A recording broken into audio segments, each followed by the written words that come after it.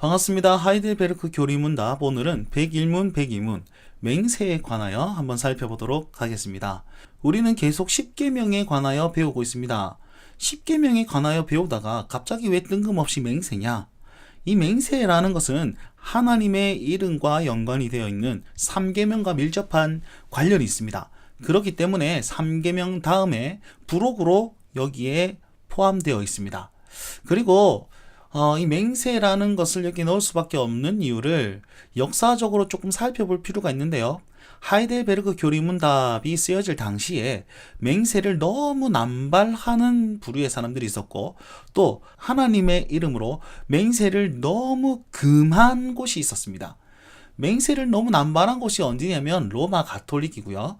맹세를 금했던 곳이 제세례파라는 곳이었습니다. 로마 가톨릭은요, 맹세라는 부분을 굉장히 신성시 여겨서 다양한 이름으로 맹세하게끔 하였습니다. 그래서 각 영역마다 그 관장하는 성인들이 존재하였고, 그 성인의 이름으로 부르지 않으면 그 맹세가 헛된 것이다 라고 가르쳤단 말이죠. 예를 들어서 병에 관하여서는 베드로의 이름으로 맹세를 해야 된다. 결혼은 야고보의 이름으로 맹세를 해야 되고, 거래 같은 경우에는 바울의 이름으로 해야 된다. 이런 여러 가지 이름들이 많았습니다. 그리고 천사들의 이름도 다양하게 만들어가지고 이 천사의 이름으로 맹세하게끔 만든 것이 로마 가톨릭이었습니다. 그리고 나서 뭐라고 가르쳤냐면 이름이 틀리면 맹세의 효력이 없다. 이렇게 가르쳤고, 그래서 악용하게 만든 거죠. 더욱더 어렵게 만들어가지고 야, 너 이름이 잘못됐어. 그래서 네 맹세는 거짓 맹세야 라고 해서 의도적으로 계약을 파기하게끔 하는 부조리도 나타났던 곳이 바로 로마 가톨릭이었습니다. 여러분, 이런 내용들이 예수님 시대에도 있었는데 바리새인에게 나타납니다. 마태복음 23장 16절에서 22절에 보면 제단으로 맹세하는 것은 소용이 없고 오직 성전의 금으로만 맹세해야만이 효력이 있다라고 가르치면서 자기 이익을 추구하였던 것이죠. 경건함이 없는 의식만 존재했던 곳이 맹세의 남발로 나타났다는 것입니다. 자, 그렇다면 제세례파는 무엇을 근거로 맹세를 금했을까요? 마태복음 5장 34절에 보면 도무지 맹세하지 말라라는 성경 구절이 있습니다. 그런데 이 도무지 맹세하지 말라는 헛된 맹세를 하지 말라는 것이지, 참된 맹세는 긍정적으로 여긴다는 사실을 이 사람들은 모르고 그냥 성경 말씀만 가지고 이렇게 얘기를 했습니다. 당시 시대는요, 국가, 즉 왕에 대한 맹세의 거부는 반역이었거든요. 그래서 제세례파 사람들이 굉장히 핍박을 많이 받았습니다. 근데 안타깝게도 잘못된 성경 해석으로 인해서 고난을 많이 받았다라고 할 수 있습니다. 그렇다면 성경은요, 교리문답은 맹세를 할 수 있다고 얘기합니까? 하지 못한다고 얘기합니까? 101문은 맹세할 수 있습니다 라고 가르칩니다. 어떻게 하면 맹세할 수 있습니까? 말씀에 근거함으로 이 맹세는 가능합니다 라고 얘기하고, 102문에는 맹세할 수 없습니다. 어떻게 하면요, 피조물들에게 하는 맹세는 불가능하다 라고 가르칩니다. 101문입니다. 그러나 하나님의 이름으로 경건하게 맹세할 수 있습니까? 3계명에 주 여호와의 이름을 망령되이 일컬지 말라라고 얘기하면서 여호와의 이름을 빌어서, 하나님의 이름을 빌어서 맹세하는 것이 옳으냐 그르냐라는 질문에 그렇습니다 라고 답변합니다. 여기에 대해 알기 이전에 맹세가 뭔지 알아야 될 거 아닙니까? 그죠? 약속과 맹세를 비교하면서 맹세를 한번 설명해 보도록 하겠습니다. 맹세는 뭐냐면 하나님의 이름으로 사람들 사이에 이루어지는 약속이에요. 성경은 이를 서약이라고 표현하고 있습니다. 사람과 사람과의 이 거래관계는 약속이라고 얘기를 한다면, 맹세는 거기에 하나님이 계신다는 거예요. 하나님의 이름으로. 그래서 더 강한 의미, 약속보다도 더 강한 의미가 맹세라는 거죠. 그래서 하나님의 이름으로 맹세한다. 여러분, 지난 시간에 하나님의 이름이라는 것에는 뭐가 포함되어 있다고 배웠습니까? 존재라는 것을 얘기한다고 그랬습니다. 하나님의 이름으로 맹세한다. 하나님의 존재가 거기 임하여서 그분으로 말미암아서 약속이 이행된다라는 뜻입니다. 그래서 하나님 거기 임하셔서 뭐 하십니까? 하나님께서 증인이 되어 주신다는 거예요. 이 약속에 하나님께서 보증 서신다는 겁니다. 그리고 만약에 그 약속이 이행이 안 됐을 경우에는 하나님께서 심판자의 역할을 하실 것을 인정하는 것이 바로 하나님의 이름으로 맹세한다라고 하는 것입니다. 그러면 언제 이것을 가능합니까? 교리문답 답에 보시면 국가가 국민에게 요구할 경우, 즉 국민으로서의 당연한 의무로서 맹세하는 경우라는 것이죠. 대한민국의 법을 이행해야 되죠, 우리가. 그래서 이 법에 따라서 재판 서약에서 나는 온전히 거짓을 말하지 않을 것을 맹세합니다 라고 맹세하잖아요. 그건 가능하다는 거예요. 왜냐하면 국민으로서 당연히 해야 되는 거니까. 법 앞에 국민이 지켜야 될 서약, 이거 가능하다는 거죠. 그 서약을 할 때에도 하나님의 이름으로 가능합니다. 왜냐하면 우리 나라 법이 있잖아요. 나라 법이 그냥 정치인들이 만든 법이 아니라 하나님께서 우리의 죄를 억제시키기 위해서 주신 은혜의 방편으로 이 국가의 법을 주셨기 때문입니다. 그래서 국가가 국민에게 요구하는 경우 우리는 맹세할 수 있습니다. 그리고 또 언제 맹세합니까? 하나님의 영광, 그리고 이웃의 사랑, 그리고 진리 보존, 이렇게 얘기할 수 있겠죠. 이것을 해야만 할 때 우리는 맹세할 수 있습니다. 어떤 점이 있을까요? 제일 처음 우리가 신앙 고백을 하죠. 사도신경을 외우거나 아니면 다른 신앙 고백을 합니다. 그리고 세례문답 시에도 우리는 맹세합니다. 내가 믿습니다 라고 맹세하잖아요. 그리고 중요한 것은 혼인서약 때도 하나님의 이름으로 맹세합니다. 아내로 맡겠습니다. 남편으로 맞이하겠습니다. 그래서 이게 하나님이 거기에 거하시는 거예요. 혼인 예식 가운데. 그래서 우리는 혼인 예식에서 이 맹세가 굉장히 중요한 역할을 한다는 것 좀 기억하십시오. 그리고 임직식이나 아니면은 청빙이나 여러 가지 안수를 행할 때에 우리는 맹세를 하는 것입니다. 자, 여러분, 이거 모두 다 언제 행하는지 아십니까? 예배의 형태 속에서 이런 모든 맹세들이 나타납니다. 물론 국민에 대한 의무는 제외하고요. 신앙적으로만 봤을 때 우리는 이 모든 것이 예배 속에 있는 거예요. 하나님께서 증인으로 임재하시고 심판자의 최고의 권위자로 딱 서시는 그곳이 어디입니까? 예배의 현장이란 말이에요. 우리는요, 하나님의 이름으로 맹세할 때 정말 예배의 마음으로, 경외의 마음으로, 경건한 마음으로 해야 된다는 사실이 예배 속에서 맹세하는 그 모든 서약 속에 드러난단 말이죠. 그래서 웨스트민스터 신앙고백서 22장에 보면 합당한 맹세는 경건한 예배의 한 부분이다라고 얘기하기도 합니다. 그래서 우리는 하나님의 이름으로 맹세할 때 정말 거룩하고 정말 두렵고 떨리는 방법으로 해야 됩니다. 교리문답에는 그것을 한마디로 말씀에 근거하여서 하라라고 가르치고 있습니다. 신명기 6장 13절, 10장 20절에 보면 하나님을 경외하며 섬기며 그 이름으로 맹세하라는 거예요.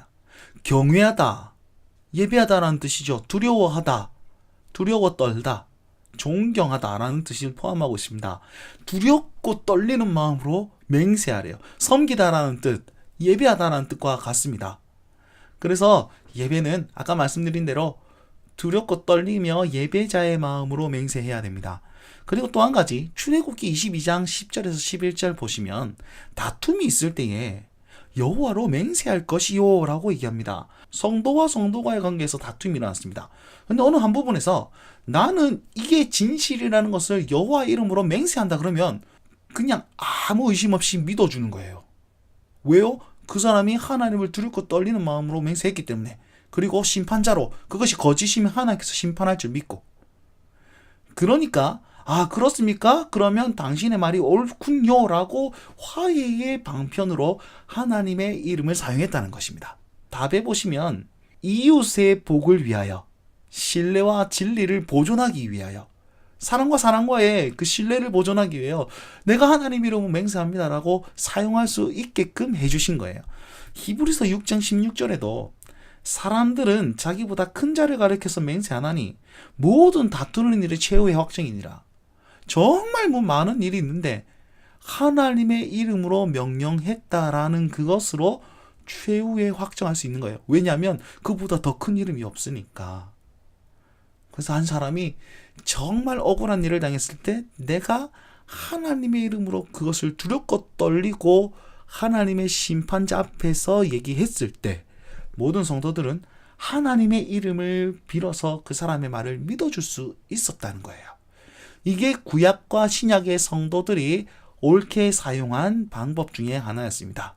여러분, 예수님도 맹세하셨습니다. 언제 맹세하셨냐면 신문 받으실 때 네가 진실로 하나님의 아들이냐? 예수님께서 그러하다. 맹세를 탁 하면서 자기가 그리스도됨을 탁 제시하고 하나님의 아들됨을 제시했단 말이죠. 그래서 예배, 경외, 이 모든 것에서 하나님을 드러낼 때에 우리는 맹세할 수 있어야 되고 이웃과의 관계를 평안하고 진리와 신뢰로 보존하기 위해서 하나님의 이름을 사용할 수 있다는 것입니다. 자, 이것이요, 두렵고 떨리는 일이긴 하지만 잘 보시면 우리의 연약함을 인정하는 것이기도 합니다. 우리의 연약함, 우리가 무엇을 드러내었을 때 여러분 내가 신뢰를 받겠습니까? 우리는 전적 타락한 자들인데 아무것도 내세울 것 없잖아요. 그런데 하나님의 이름을 우리에게 맡기신 거예요. 그래서 우리가 하나님의 이름으로 얘기할 때에 하나님께서 해결자 되어 주신다는 사실을 그 이름으로 통해서 우리에게 맡기신 거예요. 그래서 이 맹세는 어떻게 보면 선물의 역할을 가능합니다. 은혜라는 거죠. 하나님을 예배하듯이 두렵고 떨리는 면도 있지만 우리의 부족함을 메꿔주는 신뢰의 방편이 된다는 거예요. 선물의 역할을 감당한다는 것입니다. 요거 102문에서 좀 더 자세히 한번 살펴보도록 합시다. 102문 보겠습니다. 성인이나 다른 피조물로 맹세할 수 있습니까? 아닙니다 라고 얘기를 합니다. 여러분, 맹세라는 것에 있어서 자신이 고백하는 진심에서 우러나오는 것, 이거 내 진짜입니다 라고 맹세하잖아요. 그리고 그것이 아닐 경우 벌을 받겠다는 것을 내포하는 것이죠. 이게 앞에서 두 가지로 뭐라고 했습니까? 하나님이 증인이 되어주시고 심판자 되어주신다 라고 배웠지 않습니까? 증인이라는 것은 그 사람의 말이 진실인지 아닌지 확증할 수 있어야 되잖아요. 그러면 우리 마음의 중심이 어떤지 잘 헤아리는 사람이 증인이 될 수밖에 없습니다. 저 사람이 거짓말인지 아닌지 어떻게 압니까? 하나님만이 우리의 마음을 아시기 때문에 하나님만이 증인이 될 수 있습니다. 그리고 심판자, 벌을 줄 수 있는 분이 되어야 되는데 우리가 하나님의 이름으로 맹세할 때 누가 하나님의 이름보다 더 큰 권위로 벌을 주겠습니까? 하나님밖에 안 되는 거예요. 그래서 성인이나 다른 피조물로 맹세할 수 있습니까? 없습니다. 오직 하나님의 이름으로만 맹세할 수 있습니다 라고 얘기합니다. 102문 답에 보시면 정당한 맹세는 사람의 마음을 아시는 하나님을 부른대요. 불러서 이 자리에 오게끔 하십니다. 그래서 증인이 되어주시고 형벌하시기를 구하는 그 모든 그것이 맹세라는 거예요. 이러한 영에는 어떤 피조물에게 돌아갈 수 없습니다. 그래서 하나님만이 맹세의 대상이 될 수 있습니다. 자, 그런데 102문 답에 보시면 참 은혜로운 말이 몇 구절 포함되어 있습니다. 오직 홀로라는 것입니다. 사람의 마음을 아시는 하나님인데 내 마음을 아시는 분이 하나님밖에 없다라는 것입니다. 오직 홀로. 나는 내 마음을 압니까? 나도 모릅니다 라는 신앙의 고백이 여기 포함되어 있어요. 나도 모르는 내 마음을 하나님께서 아시고 나를 신뢰하신답니다. 은혜죠. 선물이죠. 전적 타락한 우리에게 우리의 주인이 바로 하나님 되심을 고백하는 신앙의 고백이 여기 있고 하나님 또한 나를 신뢰해 준다는 사실이 여기에 포함되어 있는 겁니다. 그래서 예배 안에서 하나님이 우리를 만나시고 또 우리가 하나님을 경배하고 모든 것 맹세에도 이 예배적 요소가 있다라는 것이죠. 그리고 형벌을 구하는 것입니다 라고 되어 있는데 이게 뭐냐면 내 약함을 인정하는 거예요. 내가 아무리 신뢰를 받는 사람이더라도 나는 한계가 있습니다. 전적 타락했습니다. 내가 이거 약속하지만 이행할 힘이 없습니다. 그런데 내가 꼭 이거 필요하니까 하나님의 이름을 대신하여 맡기겠습니다. 하나님이 내가 이 약속을 안 지키면 내게 벌을 허락하실 것입니다. 하나님의 이름을 봐서라도 내 말을 좀 믿어주십시오. 이해가 되겠습니까? 내가 진짜 약한데 하나님만이 우리 권세자가 되시니까 그 이름의 무게를 힘입어서 내 약속의 타당성을 입증하는 거예요. 이게 얼마나 큰 선물입니까? 그래서 정당한 맹세는 하나님 앞에서 나는 아무것도 아닙니다. 나의 주인이 하나님이십니다. 그리고 나는 약하니 하나님 내 대신하여서 신뢰를 좀 부어 주십시오. 라는 그 은혜를 구하는 것이 바로 정당한 맹세라는 사실을 꼭 기억하시고, 여러분 이 하나님의 이름으로 바른 맹세를 하여서 우리 신앙에 큰 유익을 얻고 그 선물을 잘 누릴 수 있는 여러분 되셨으면 좋겠습니다.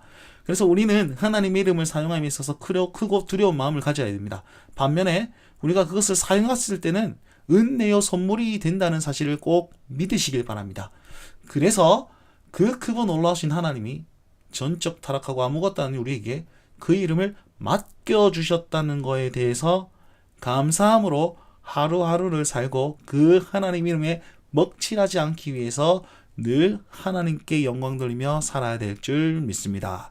생각해볼 질문으로 복습해보고 삶에 좀 새기셨으면 좋겠습니다. 첫 번째, 우리가 맹세할 때 하나님께서는 어떤 역할을 하십니까? 두 가지를 말해보십시오. 어떤 역할과 어떤 역할을 담당한다 했습니다. 두 번째, 맹세는 10계명의 3계명인 하나님의 이름과 연관이 되어 있죠. 이름은 그 사람의 존재를 나타냅니다.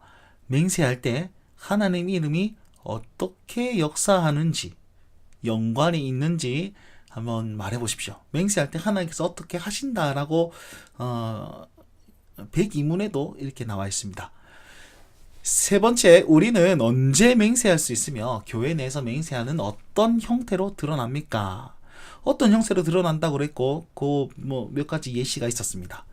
네 번째, 맹세할 때 주의할 점이 무엇이며 바른 맹세, 정당한 맹세를 할 때 우리가 얻는 유익은 무엇인지 함께 나누어 보고 우리 삶에 적용하면서 좀 교제하셨으면 좋겠습니다.